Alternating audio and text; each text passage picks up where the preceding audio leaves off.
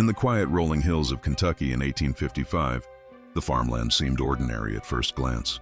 Fields of golden wheat, wooden fences weathered by sun and rain, and the rhythmic clatter of horseshoes on dirt paths. Yet beneath this veneer of pastoral life, a peculiar story unfolded, one that would linger in whispered conversations for decades to come. John Harrow, a farmer of unassuming appearance but iron will, became the center of a scandal that confounded neighbors and bewildered authorities. He had married 5 sisters. The sheer audacity of this claim was enough to unsettle the local community. But the story was far more layered than mere gossip. It was a tale of obsession, secrecy, and subtle horror that intertwined with the culture, law, and social expectations of the time. Harrow was not a man of violent temperament, nor was he outwardly menacing. His presence, calm and methodical, allowed him to move through the town with an air of ordinary respectability. Yet behind closed doors, the reality of his household revealed a deeply unsettling dynamic. The sisters, bound by both blood and circumstance, lived in a domestic arrangement that defied conventional norms, creating a household that was part family, part experiment, and part controlled ecosystem of fear and loyalty. Outsiders glimpsed only fragments, a sister peering cautiously from the window, a group of figures moving silently across the yard at dusk, the odd appearance of new weddings recorded quietly in the local registry. The impression was one of meticulous control, an undercurrent of tension that suggested more than mere peculiarity. It hinted at a subtle psychological dominion. Stories began circulating of the careful orchestration of the sisters' movements within the farmstead. Each day was structured with rigid attention to routine, meals served in a specific order, work assigned according to unspoken hierarchies, interactions with outsiders limited and monitored. Harrow maintained a quiet authority, his presence both guiding and constraining, ensuring that the household operated like a finely tuned clock, with each sister a cog in the machinery.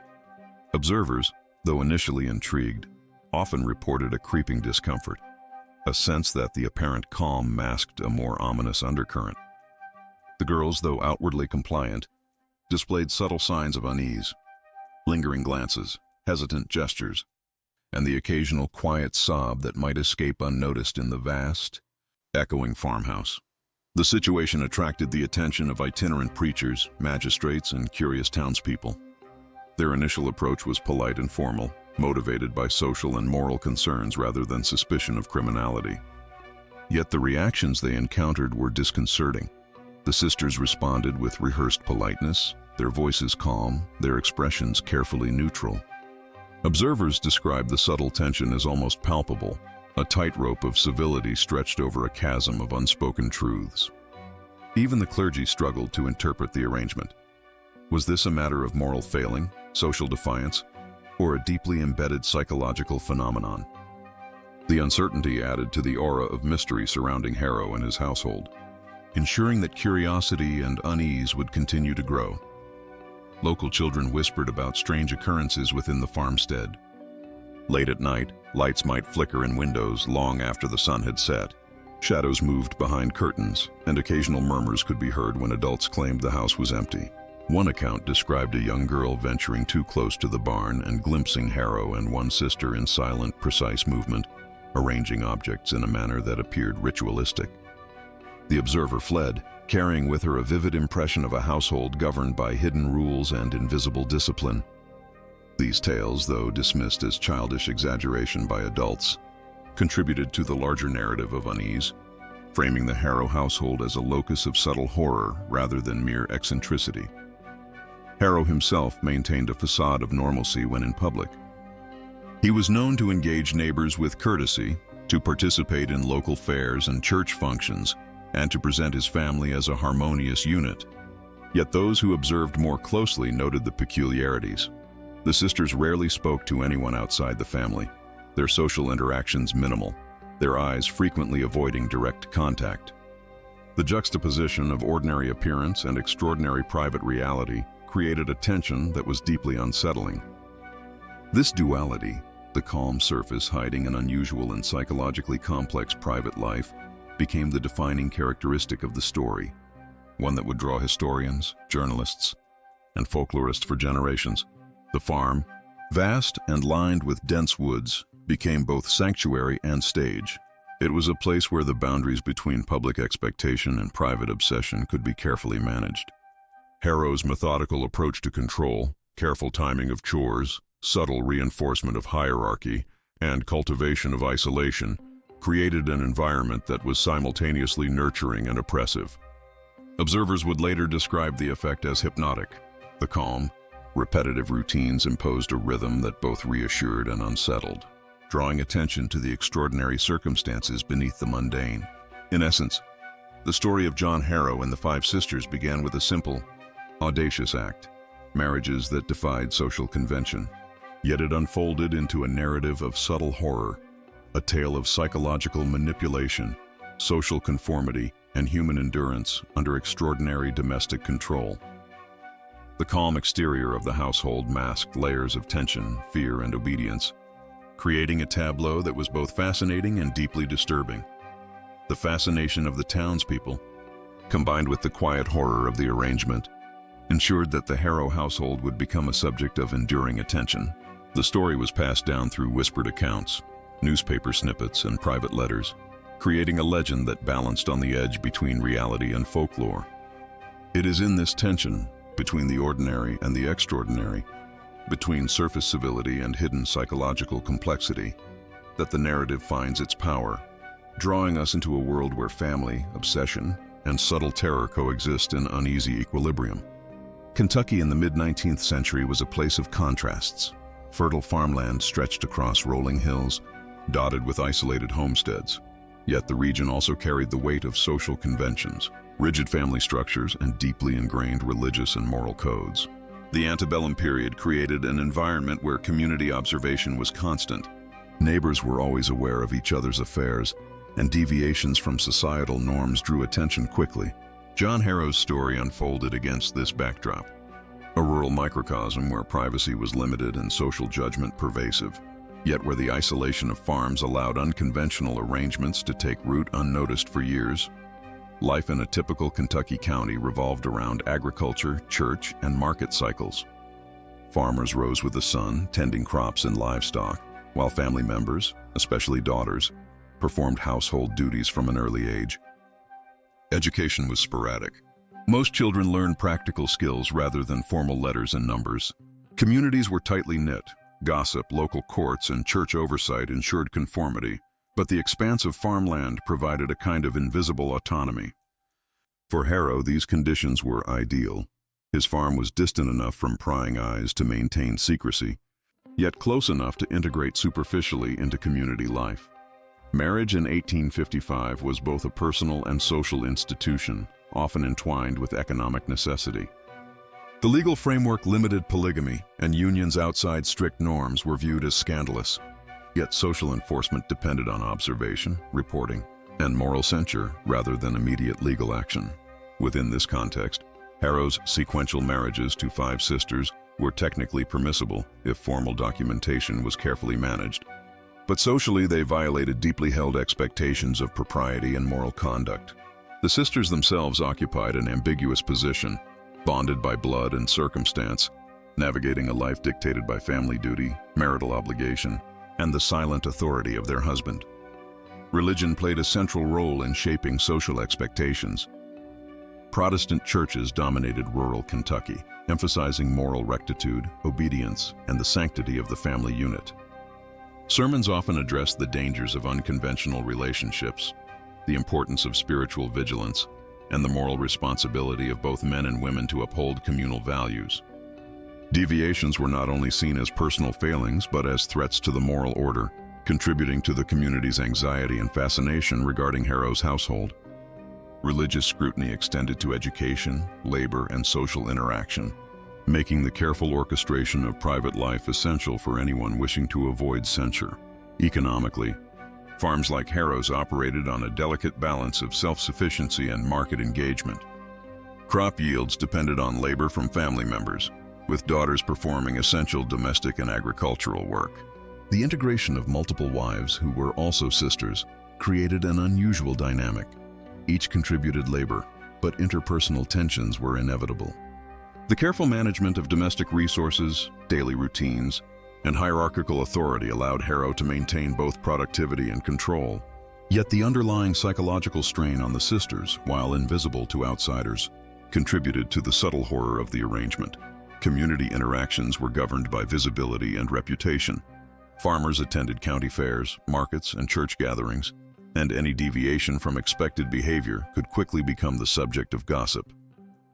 Yet the dispersed nature of rural homesteads provided a degree of insulation. Harrow's isolation allowed him to orchestrate his household without constant public scrutiny, while still participating in the communal rituals necessary to maintain social legitimacy.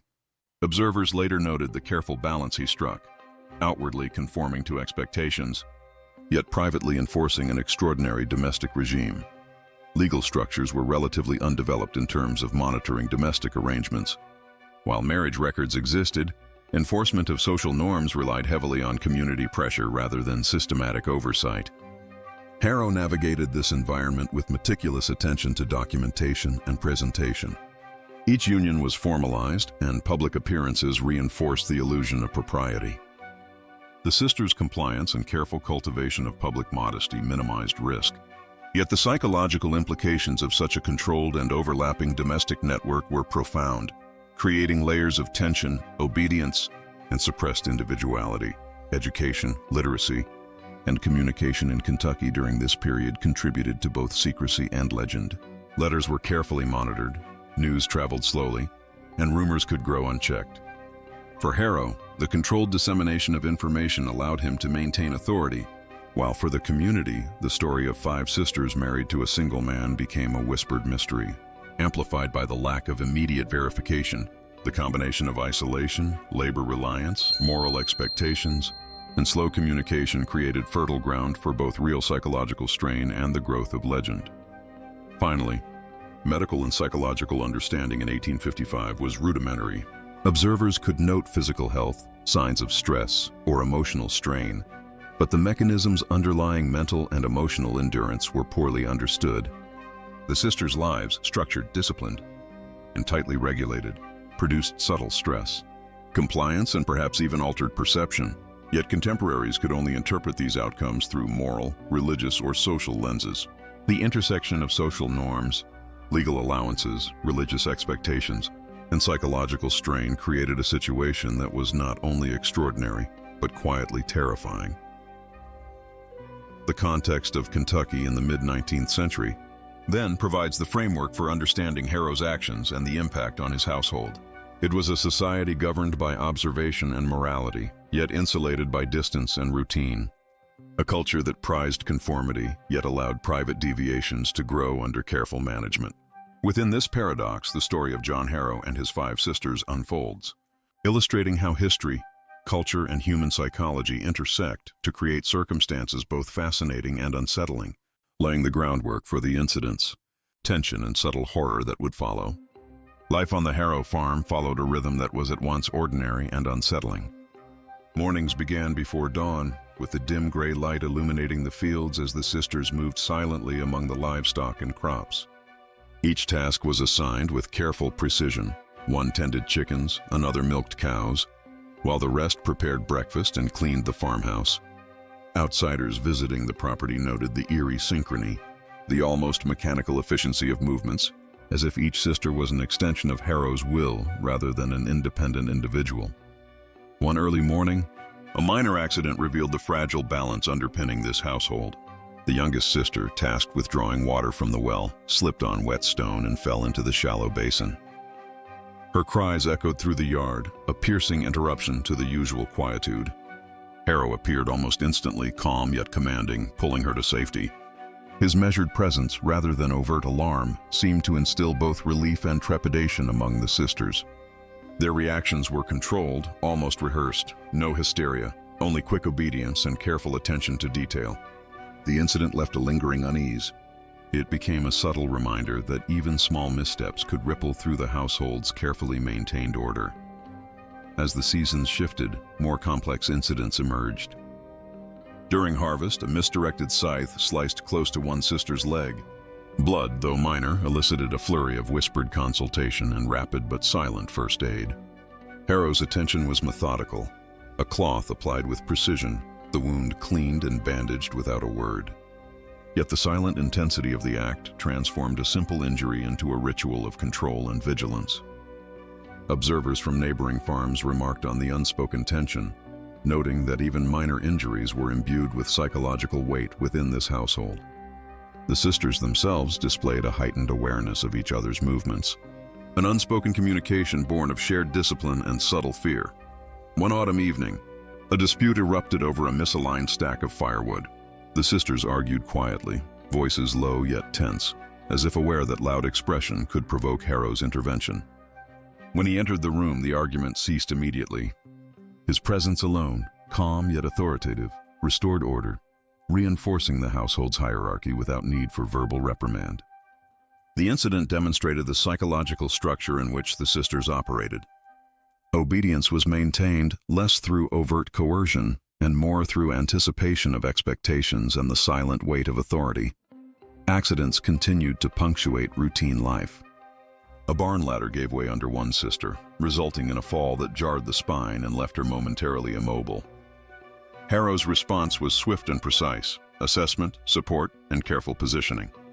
Observers noted the chilling efficiency: no panic, no raised voices, only deliberate care interwoven with the unspoken authority he exercised over every movement and decision. The sisters, witnessing the care but also aware of their own vulnerability, reinforced the cycle of obedience and silent fear. Domestic chores themselves became sites of subtle tension. Cooking, cleaning, and laundry followed strict schedules and methods, deviations from which could provoke quiet admonition. Harrow's method was never violent. Instead, he relied on observation and expectation to enforce conformity. The psychological pressure of maintaining perfection in routine, combined with the awareness of his gaze and judgment, produced a sustained atmosphere of subtle dread and disciplined compliance. Interactions with outsiders brought additional stress. A visiting preacher arrived one Sunday to check on moral and religious observance. The sisters presented an image of harmony and propriety, yet Harrow orchestrated every interaction. Responses measured, glances moderated, silence carefully timed. The preacher later recounted a sense of unease, describing the household as orderly yet unnervingly precise, the calm surface concealing a tightly controlled psychological environment. As time passed, small injuries, minor disputes, and everyday labor became incidents of tension and reflection. Each event was amplified by the household structure, the sisters' awareness of expectations, the ever-present authority of Harrow, and the isolation of the farm itself. Tasks that might be trivial elsewhere, hauling water, tending fields, chopping wood, took on a heightened significance. Each movement observed, each error a reminder of the delicate balance sustaining their lives. During winter, the isolation intensified the psychological strain. Snow draped the fields and blocked paths, cutting off casual contact with neighbors. Within the farmhouse, the sisters worked side by side in close quarters, the silent, unbroken supervision of Harrow reinforcing both cooperation and unease. A broken stove flue, a minor burn from boiling water, a cracked window, each became an incident that required immediate attention, careful management, and strict adherence to household rules. The tension was invisible yet palpable, a continuous undercurrent of quiet horror that shaped daily life. By spring, the cumulative effect of these incidents had transformed the household into a tightly orchestrated ecosystem. Injuries, disagreements, and accidents became opportunities for Harrow to reinforce discipline and hierarchy, and the sisters internalized this system, anticipating and correcting each other's behavior without spoken commands. The farm itself, fertile and productive, became a stage where ordinary life and psychological tension intersected, a place where human endurance, obedience, and fear operated in silent harmony. Throughout these years, neighbors, visitors, and traveling merchants remarked on the peculiar calm and precision of the Harrow farm. Rumors circulated about the unusual domestic arrangement, the 5 sisters, and the strict control exercised by their husband. Some were curious, others disapproving, yet none fully understood the subtle mechanisms of authority, compliance, and psychological pressure that defined life on the farm. Each incident, whether a fall, a minor injury, a disagreement, or a labor mishap, served to reinforce the quiet horror of this carefully maintained household. Ultimately, the succession of incidents illustrated more than mere accidents. They revealed a pattern of human behavior under continuous observation and expectation. The sisters' compliance, Harrow's control, and the farm's isolation created an environment in which ordinary tasks became charged with subtle terror. Ordinary mistakes gained outsized significance, and the rhythms of rural life were interwoven with discipline, fear, and endurance. The seemingly mundane events, when viewed collectively, painted a portrait of a household governed by quiet horror and relentless structure. A narrative that captivated, disturbed, and left a lasting impression on all who witnessed even fragments of life under John Harrow's authority. The news of John Harrow's unusual household spread quickly through neighboring towns and communities, blending shock, curiosity, and moral judgment. Local families whispered in markets, churches, and blacksmith shops, sharing fragmented observations of the farmstead and the 5 sisters whose lives were entwined under a single patriarch. Some accounts were factual, describing chores, daily routines, and public appearances. Others were embroidered with speculation, suggesting manipulation, coercion, or even sinister motives. The tension between reality and rumor created a fertile ground for both fascination and horror. Clergy and religious leaders approached the situation with cautious interest. A traveling preacher visiting the county noted the outward piety and order of the Harrow household, yet sensed an unusual rigidity in the sisters' interactions. Sermons were later delivered emphasizing the moral dangers of deviation from social norms, implicitly referencing situations like Harrow's. Pastors debated privately whether this arrangement was a spiritual aberration, a social ill to be corrected, or a subtle example of psychological control that required careful pastoral intervention. Church records occasionally mention private visits to the family, highlighting the tension between moral guidance and the limits of enforcement in isolated rural communities. Medical observers, though few, offered interpretations shaped by the scientific understanding of the mid-19th century. Physicians visiting or corresponding about the household speculated on the health implications of continuous domestic labor, psychological strain, and limited autonomy among the sisters. Observations included subtle signs of stress, paleness, hesitation in movement, and restrained emotional expression.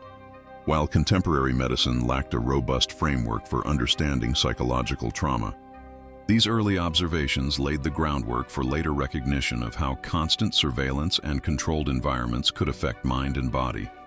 Neighbors reported a mixture of admiration and unease. Many recognized Harrow as an industrious and capable farmer. The productivity of his fields, the efficiency of his household, and the orderly management of livestock and crops suggested competence and discipline. Yet admiration was tempered by discomfort.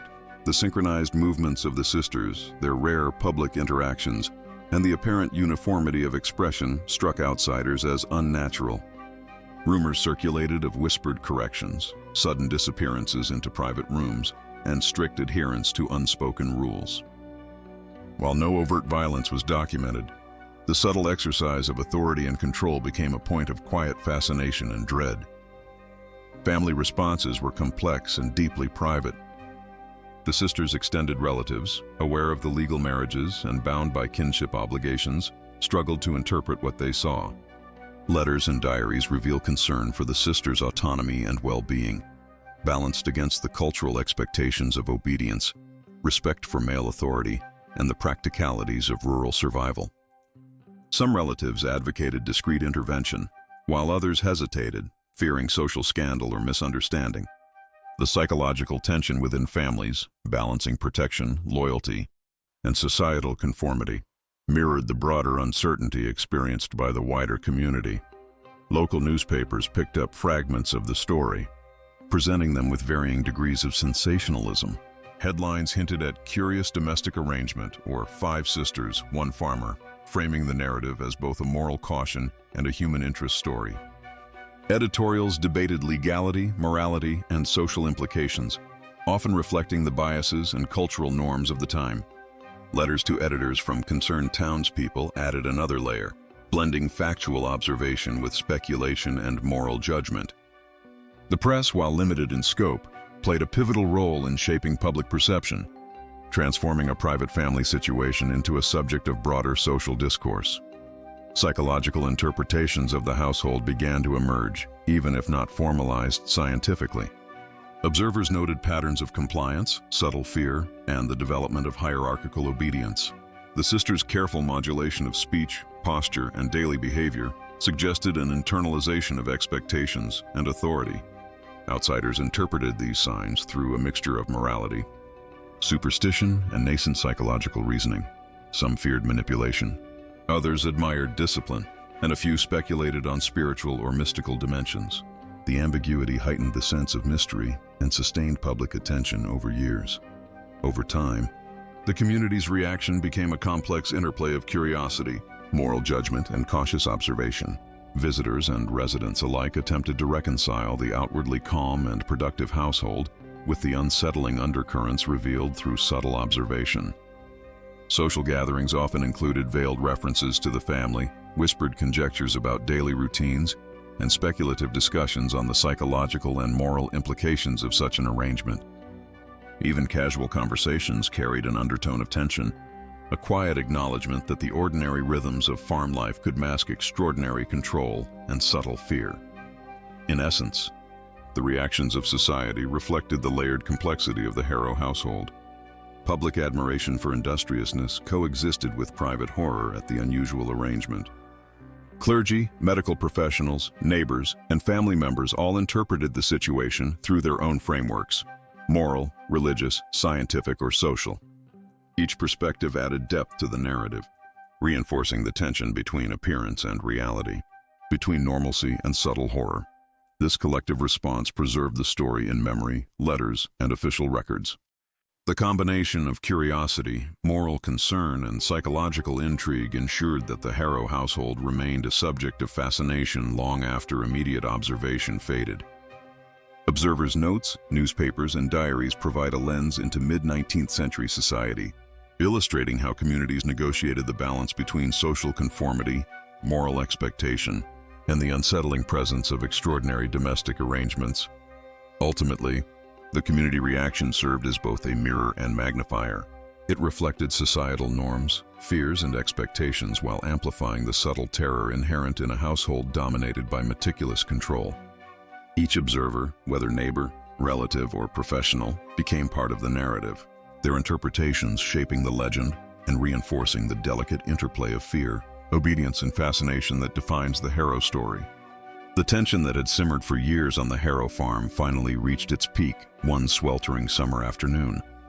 The sun beat down relentlessly, casting long shadows across the fields and accentuating the isolation of the farmhouse.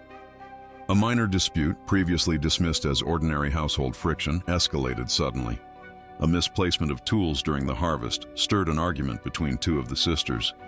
Their voices, normally subdued, rose just enough to pierce the oppressive quiet, reverberating through the wooden beams of the house. The sudden eruption of noise was a shock not only to the sisters themselves but also to Harrow, whose calm authority had rarely been directly challenged. Harrow entered the room with deliberate slowness, eyes dark with intensity, commanding the space without raising his voice. The sisters froze, the argument abruptly halted by the weight of his presence.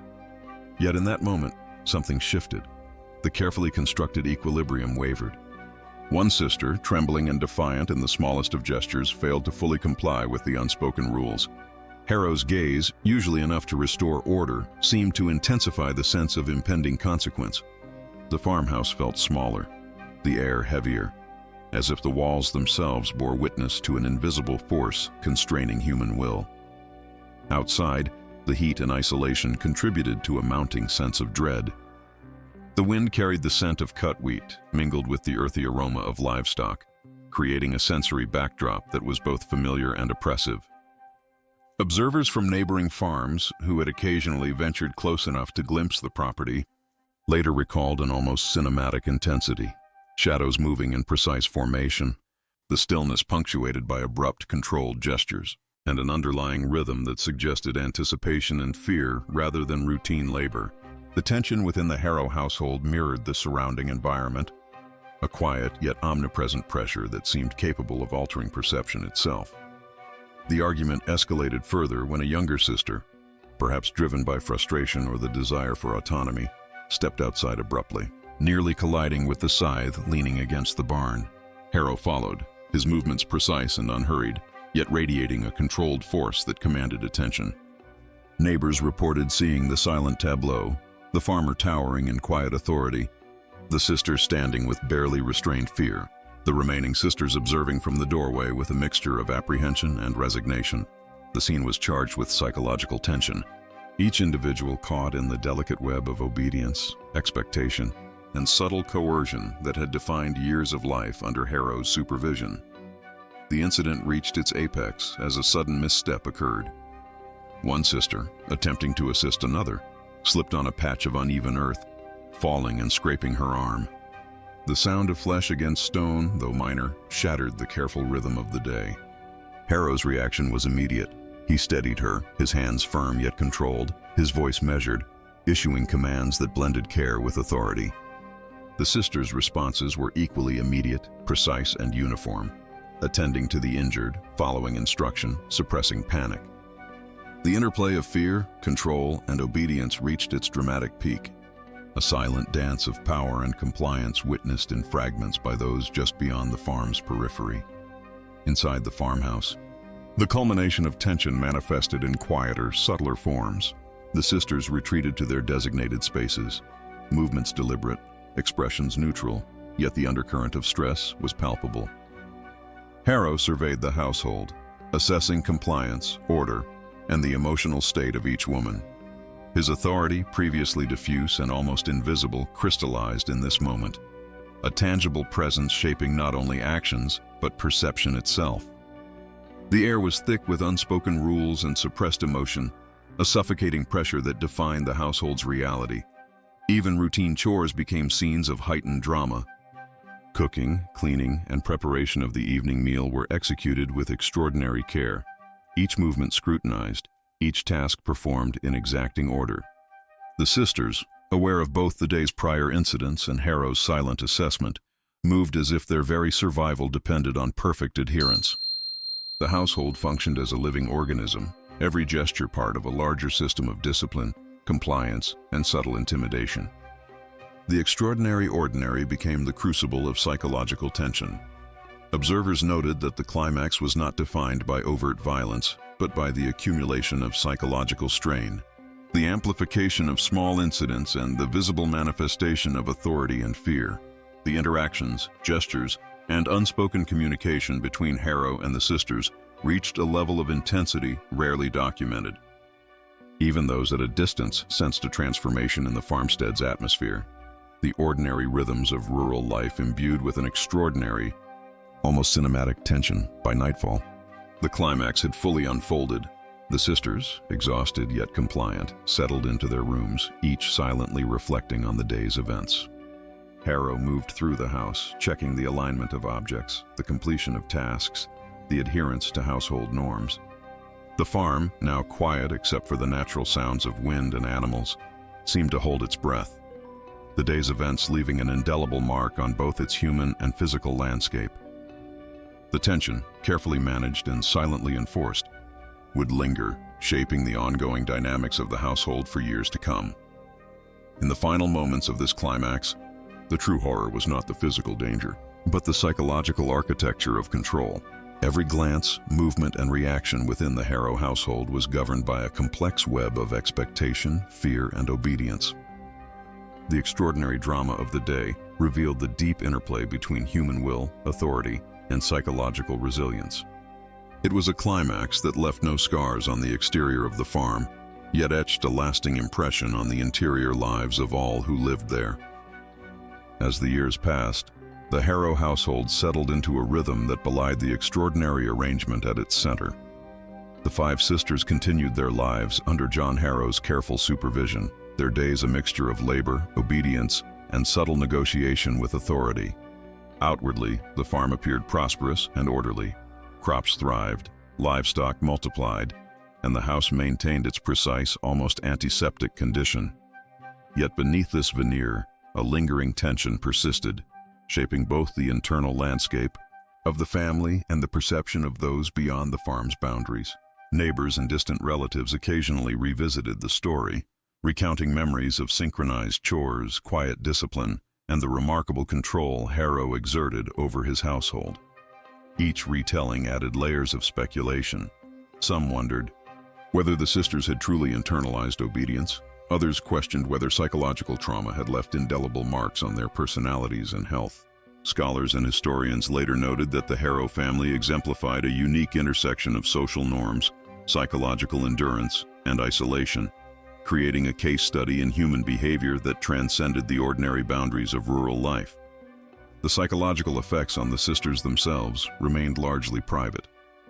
Diaries, sparse letters, and later recollections suggest a complex interplay of adaptation and quiet rebellion. Some sisters developed subtle coping mechanisms, finding agency within the rigid structure of daily routine. Others internalized the system completely, their identities shaped by years of expectation, supervision, and controlled interaction. The phenomenon was neither overtly violent nor immediately catastrophic, yet the cumulative effect created a persistent, almost ghostly psychological imprint, a quiet horror born from endurance rather than dramatics. Speculation about the family persisted for generations. Oral histories from neighboring towns hinted at whispers of unusual compliance, strange domestic rhythms, and subtle signals of distress. The story became part legend, part historical record, a narrative that highlighted the tension between public perception and private reality. Were the sisters truly content or merely surviving? Did Harrow's authority suppress individual will? Or had the household evolved into a complex ecosystem of mutual dependence and carefully managed control? Answers remained elusive, obscured by time, distance, and the private nature of domestic life. The broader social implications of the Harrow household also invited reflection. In a society governed by moral expectation, religious observance, and community oversight, the family represented both a cautionary tale and a remarkable example of adaptation. The intersection of legality, morality, and human psychology created conditions that were extraordinary yet largely invisible to those outside the farm. Observers, then and later, were left to grapple with questions about autonomy, obedience, and the subtle forms of control that shaped daily life. Even the physical landscape of the farm seemed to reflect this subtle horror. Rooms, fields, and paths were organized with precision, echoing the meticulous management of human behavior. The farmhouse, now weathered by time, retained an air of disciplined quiet. The alignment of objects, the order of domestic spaces, and the stillness of the land all suggested the long-lasting imprint of a household governed by subtle yet relentless authority. Visitors described an uncanny feeling, the ordinary farm imbued with an extraordinary aura, where the mundane and the oppressive coexisted in silent tension. Speculation extended to the sisters' later lives. Some accounts suggest they married, left the farm, or assumed roles elsewhere in the community. Others hint that they remained within the orbit of Harrow's influence, bound by habit, duty, or necessity. The ambiguity fueled both fascination and unease. Were they liberated by the passage of time, or had the psychological architecture of their upbringing left enduring constraints on their choices?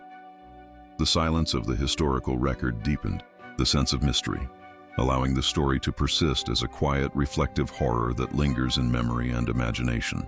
In retrospect, the Harrow family illustrates the delicate balance between human agency and social expectation, between endurance and control, and between visibility and secrecy.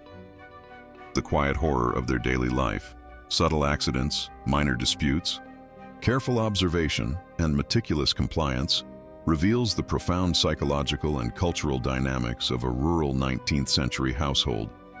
The narrative's resonance lies not in overt violence, but in the sustained tension of ordinary existence shaped by extraordinary circumstances. Ultimately, the story leaves us with lingering questions. How do individuals navigate authority and autonomy when both are tightly intertwined? What is the lasting impact of years under constant observation, subtle coercion, and structured expectation? And perhaps most unsettling of all, can the ordinary rhythms of daily life conceal extraordinary, almost imperceptible forms of horror? The Harrow household endures as a case study in human endurance, social negotiation, and the quiet, persistent presence of psychological tension, a dark history that continues to evoke reflection, fascination, and unease. The legacy of John Harrow and his five sisters is a reminder that history often hides its most unsettling truths in plain sight. Within homes, routines, and relationships, where the extraordinary is made invisible by the meticulous management of the ordinary. It is in these spaces that quiet horror persists, lingering long after the voices and footsteps have faded, leaving behind questions that may never be fully answered, yet haunting the imagination of all who encounter their story.